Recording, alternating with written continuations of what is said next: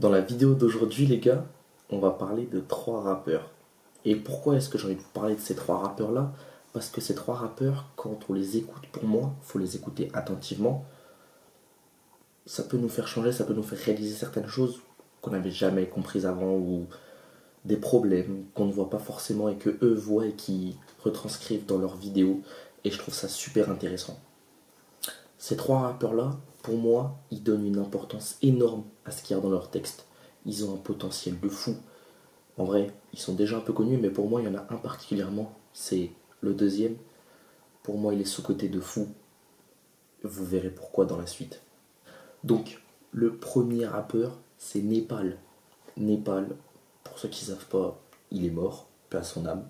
Il est mort en 2019.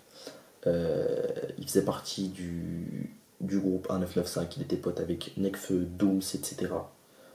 Voilà, petite mise en situation. Népal, rappeur de fou, il a sorti deux albums. Un album qui s'appelle 2016-2018 et un album qui s'appelle Adios Bahamas. Ok, du coup, moi déjà, celui qui m'a le plus marqué d'album, c'est Adios Bahamas. Celui que je vous conseille d'aller écouter en tout premier. Mais 2016-2018, vous pouvez l'écouter parce qu'il y a des sons de fou aussi. Et on retrouve aussi les sons qui sont, je dirais, les plus connus. Par exemple, Babylone. Voilà, à peu près tout le monde connaît. Mais il y a des sons comme par exemple Sundance ou Trajectoire que moins de monde connaît. Et franchement, c'est des trucs que je kiffe de fou. Donc, 4 points. Pourquoi Népal? Pourquoi il vient faire là? Qu'est-ce qu'il vient faire là dans ces trois rappeurs? Népal, c'est un rappeur qui va vous donner confiance en vous. Déjà, premièrement. Parce que Népal, quand vous écoutez attentivement, je ne vous parle pas juste d'écouter de la musique et faire autre chose là, je vous parle d'écouter attentivement toutes les paroles qui se passent, tout ce qu'il dit, vous écoutez, vous l'imprégnez et vous réfléchissez là-dessus. Népal, il sort des refs, des artistes, des auteurs, etc. qui sont incroyables. Donc en fait, c'est pas juste écouter de la musique, c'est écouter de la musique, se dire ok, qu'est-ce qu'il veut nous dire, réfléchir dessus, et c'est là que le message est transmis. Si vous écoutez juste, vous faites rien, et vous attendez comme ça, le message il passera jamais. Il faut écouter, prendre l'information et l'utiliser pour plus tard, dès que vous écoutez. Népal dans ses textes, lui, c'est se chercher soi-même. C'est la conquête de soi, c'est la confiance en soi, etc. Se connaître, parce que justement, ce qu'il peut dire aussi, c'est l'enfer, c'est les autres. Ça, c'est une célèbre phrase de Sartre qui a été reprise donc par Népal. L'enfer, c'est les autres, etc. Il faut prendre confiance en soi, il faut se connaître soi-même avant de critiquer les autres. Il le répète beaucoup.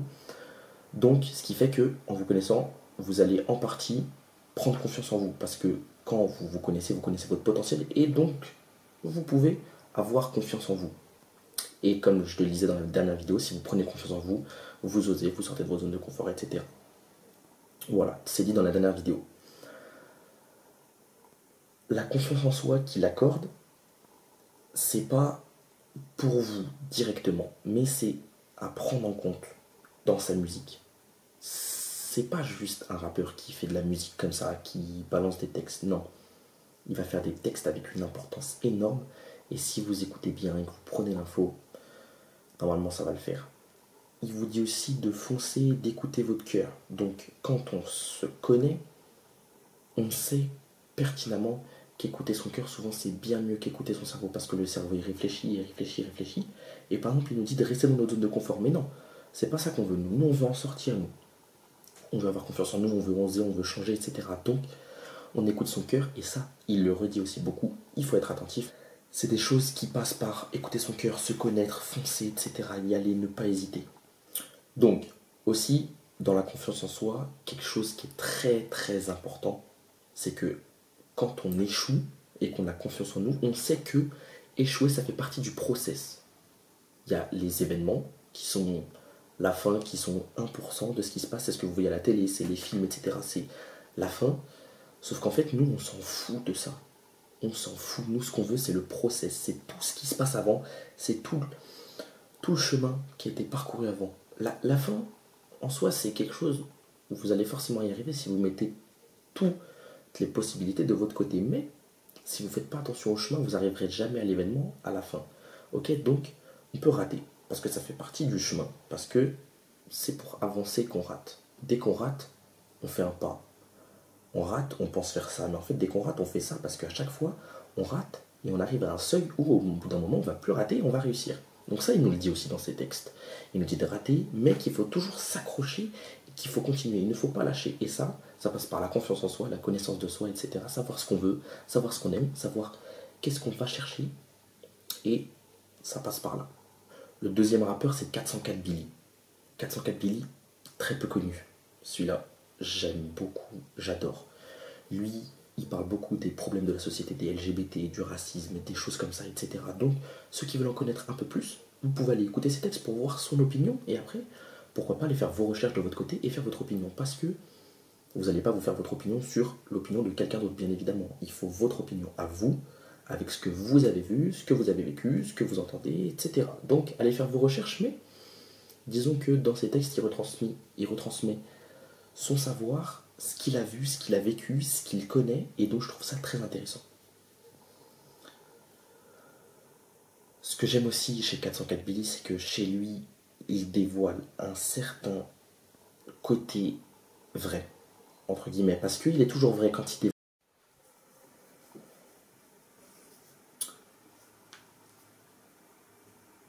Donc, son côté vrai,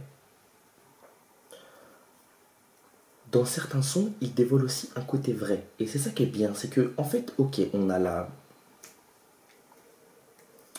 Dans certains sons, il dévoile aussi un côté vrai. Et c'est ça que j'aime bien. C'est qu'on arrive, 404 Billy, on arrive sur des sons qui peuvent être un peu, on va dire, durs, etc., un peu drill, méchants.